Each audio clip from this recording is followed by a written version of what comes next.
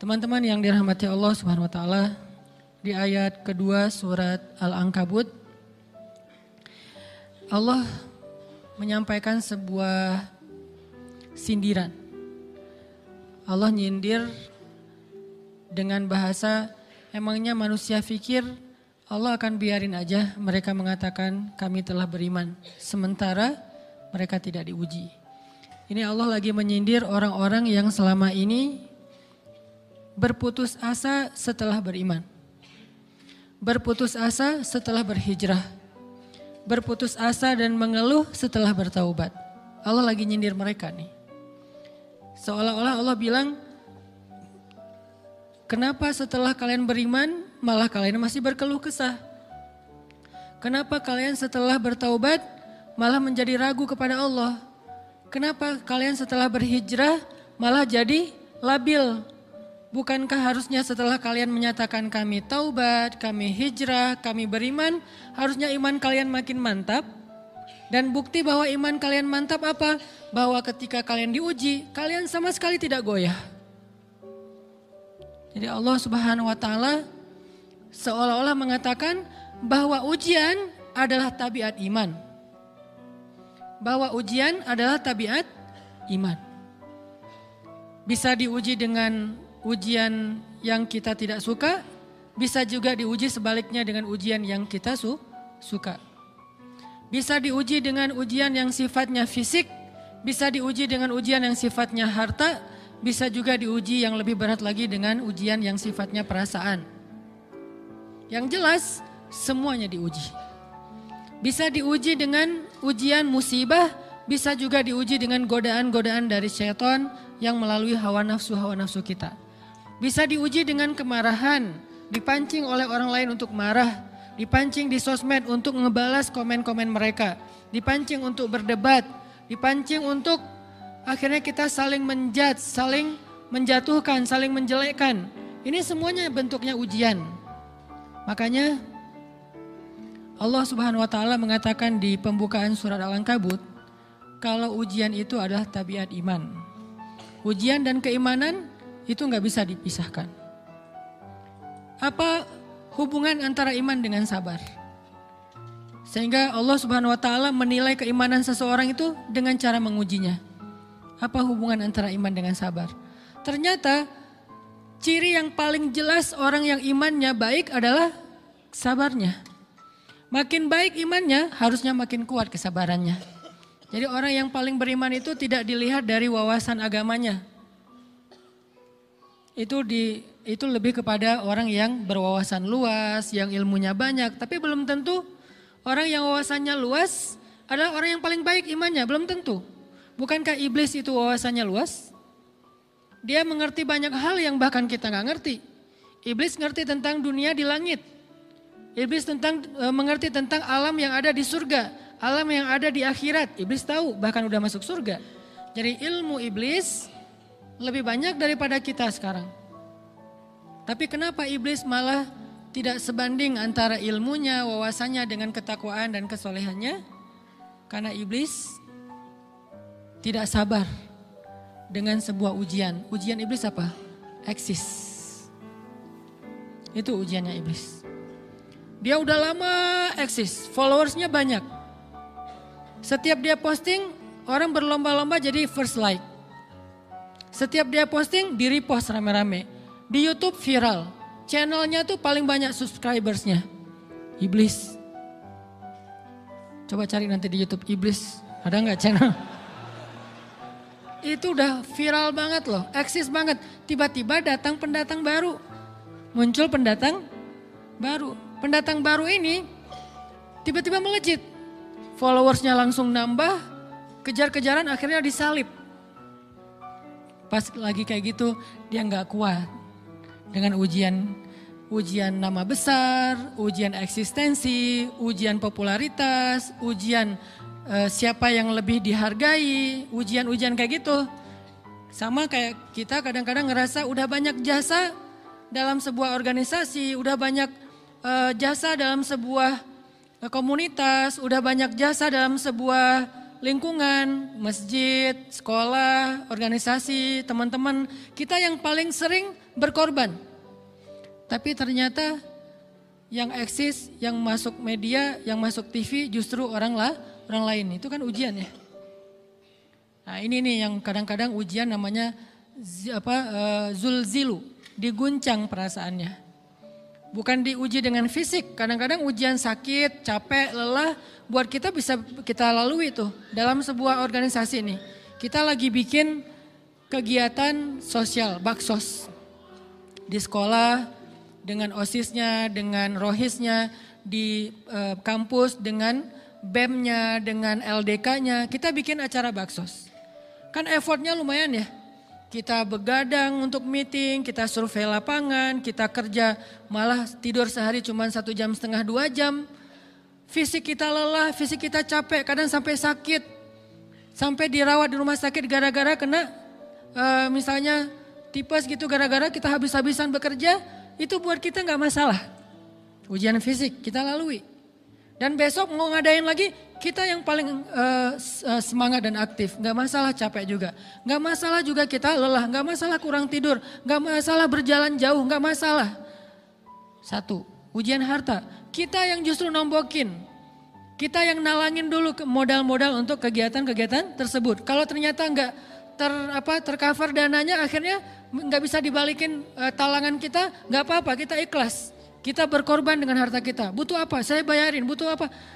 Kita lewatin ujian harta. Tapi begitu ujian perasaan, kita udah capek, lelah, kurang tidur, nombokin, nalangin, habis-habisan. Ternyata teman kita yang jadi ketua panitia ada kadang cuman masalah itu doang. Atau dia yang jadi PR-nya. Yang namanya PR ketika diliput oleh media kan dia yang muncul mukanya kan. Akhirnya diundang oleh misalnya hitam putih lah atau apalah. Kok dia yang muncul di sana? Atau diundang berdua, tapi sampai di sana dia yang banyak ngomong, kita diam aja. Pulang-pulang pundung. Begitu besok mau ngadain lagi, udah gak mau terlibat. Left group. Kenapa itu terjadi? Ujian zulzilu, perasaan. Itu yang dialamin oleh iblis. Iblis rela banget disuruh beribadah, sujud beribu-ribu tahun, kuat iblis. Kalau kita mungkin jidatnya hitam, kalau iblis mungkin udah kepala-kepalanya hitam, saking rajinnya sujud. Wah, ibadahnya udah ribuan tahun. Iblis disuruh berkorban dengan harta yang dia miliki, dia kasih aja semuanya. Tapi kalau disuruh dia ngalah dari Adam untuk memimpin alamin, menjadi khalifatullahi fil ard, menjadi pemimpin wakilnya Allah di muka bumi, buat iblis ini berat. Kenapa dia? Ana khairum min, saya lebih baik daripada dia. Saya lebih senior daripada dia. Saya lebih sehat daripada dia. Saya lebih keren daripada dia. Saya lebih. Ujian emosional, ujian ego, ujian perasaan. Itu yang lebih berat buat kita. Kadang sakit dan dirugiin orang lain, teman segala macam kita masih oke lah. Selama ini asal kita ngumpul selalu gua yang bayarin, oke deh gak usah dibahas. Baru dibahas nanti pas sakit hati. Kalau belum sakit hati kan gak dibahas kan. Gak apa-apa deh kita terus yang bayarin, kita traktirin ngopi apa segala macam. Gak pernah dibahas. Kebersit sih di benak kita, cuman gak mau dibahas. Kenapa? Udahlah biarin aja, easy going. Kemudian kayak kita yang capek harus rempong sana kemari segala macam. Selalu acaranya di rumah kita, akhirnya kita yang bayarin, kita yang rempong, nyiapin segala macam, bebersih sendiri. Tapi begitu ada yang nyakitin perasaan kita sedikit aja, semua itu balik lagi. Dari dulu ya. Nah, keluar kan? Kenapa? Dipancing oleh ujian perasaan. Jadi ternyata yang paling berat itu adalah zulzilu, diguncang perasaannya. Kita kadang-kadang habis-habisan buat seseorang, gak masalah.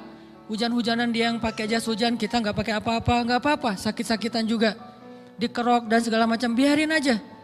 Kalau perlu misalnya kalau bannya lagi kempes, dia naik Grab, kita dorong-dorong motor terus cari tempat segala macam sampai tengah malam. Gak apa-apa deh buat dia. Apa sih yang gak buat kamu? Begitu dia selingkuh, keluar semuanya. Mulai list report keuangan. Wah dulu sekian, sampai uang receh-receh juga dihitung kan ya.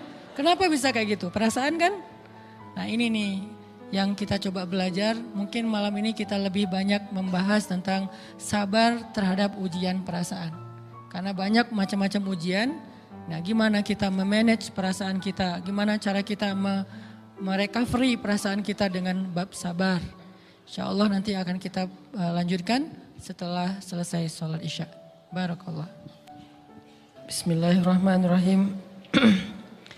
Teman-teman yang dirahmati Allah Subhanahu wa taala, kita lanjutkan tentang masalah sabar. Terutama sabar zulzilu, ketika kita diuji dengan ujian ego, marah, perasaan, sakit hati, yang kayak gitu-gitu. Ini ujian jauh lebih berat daripada ujian fisik dan ujian harta. Termasuk rasa cinta, rasa benci, kadang itu menjadi ujian. Kenapa ujian bikin kita jadi tidak lagi logis, nggak realistis, dan kadang-kadang mengabaikan hal-hal nilai-nilai yang kita selama ini pegang sebagai satu kebenaran. Kita ngabaikan batasan-batasan syariat. Ini semuanya ujian dari Allah Subhanahu wa taala. Sehingga tidak disebut orang yang beriman kecuali ketika Allah Subhanahu wa taala melihat dia sabar dalam ujian. Kalau dia nggak sabar dalam ujian, malah di dalam pembukaan surat Al-Ankabut tadi Allah menggolongkan mereka termasuk orang-orang yang munafik. Apa arti yang orang munafik? Orang yang mengaku beriman tapi sebetulnya dia tidak beriman. Apa salah satu buktinya? Dia tidak sabar. Jadi kalau kita mau menilai diri kita mukmin atau munafik, dan ini bukan materi untuk menjudge orang lain. Oh ternyata dia itu munafik, bukan. Lagi-lagi konsep kita belajar itu angle-nya untuk diri kita sendiri. Saya sangat tidak merekomendasikan kita belajar untuk mendapatkan kaca pembesar, mencari-cari kesalahan saudara kita. Tapi kita belajar untuk semakin bisa bercermin untuk menemukan aib dan kekurangan diri kita. Jadi semakin kita tahu ilmu agama, semakin kita tahu ayat dan hadis, semakin kita punya cerminan untuk menilai diri kita dan memperbaiki diri kita. Bukan nyari kaca pembesar untuk memperjelas aib-aib dan kesalahan orang lain. Kalau kita pengen menilai diri kita ini orang yang mukmin atau munafik, caranya lihat aja kita sabar nggak nih, terutama dalam masalah emosional. Dalam masalah ego, dalam masalah marah, dalam masalah hawa nafsu, dalam masalah perasaan cinta, dalam masalah benci segala macam. Masih bisa nggak kita adil bahkan kepada orang yang kita benci? Adil kepada orang yang kita benci, adil kepada musuh sekalipun. Bahwa jangan sampai kita gara-gara nggak suka kepada seseorang, kita berlaku zalim kepada dia. Jangan. Ini berarti kita harus melawan ego kita sendiri. Ego untuk memaafkan orang lain, ego untuk bisa melupakan kesalahan orang lain, ego untuk bisa berlapang dada dengan hal-hal yang gak nyaman daripada orang lain. Ini adalah ujian yang paling berat. Di situ kita bisa lihat kita nih mukmin atau munafik. Kalau gak pernah sabar sama sekali dalam masalah ego, dalam masalah emosional, berarti jangan-jangan kita tergolong di antara orang-orang yang kata Allah, wa ma hum bimu'minin. Mereka bukan orang yang beriman. Kata Allah di surat Al-Ankabut, mereka itu adalah wala ya'lamannallahul munafikin, orang-orang yang munafik. Nauzubillah min dzalik. Kalau kita merasa pernah sabar terhadap emosi kita, sekarang kita lihat sesering apa kita sabar terhadap emosi kita. Maka derajat seorang mukmin tergantung tingkat kesabarannya. Ada yang orang sabar hanya kalau disakiti dengan satu kata. Ada yang sabar dengan satu kalimat. Ada yang sabar dengan satu paragraf. Ada yang sabar dibully rame-rame juga dia sabar. Berarti lahum darajatun inda rabbihim. Orang beriman juga bertingkat-tingkat. Dan tingkatan itu tergantung tingkat kesabaran kita dalam menghadapi ujian, salah satunya ujian emosional kita, perasaan kita.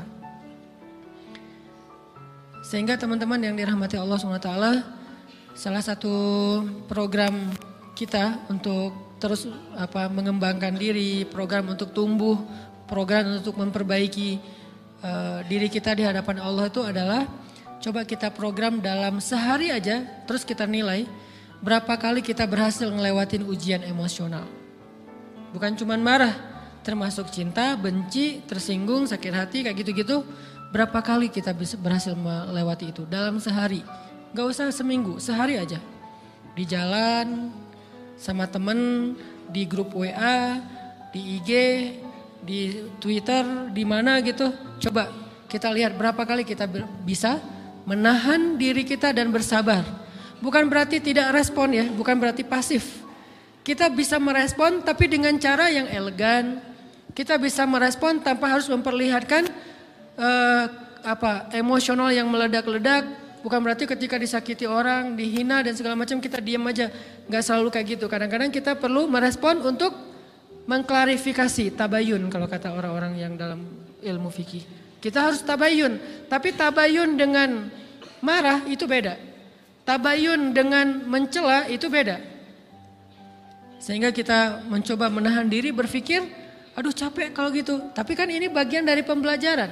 Makin terbiasa kayak gitu, terbiasa elegan, maka otomatis jadi nggak terlalu repot lagi. Kan awal-awal bersikap pengen yang bijaksana, yang elegan, yang dewasa. Itu kan kadang-kadang harus diusahain ya. Karena belum mengkarakter. Harus mikir dulu gimana ya sikap yang paling dewasa. Gimana ya sikap yang paling bijaksana. Gimana ya sikap yang paling wise, gimana ya sikap yang paling elegan, masih mikir.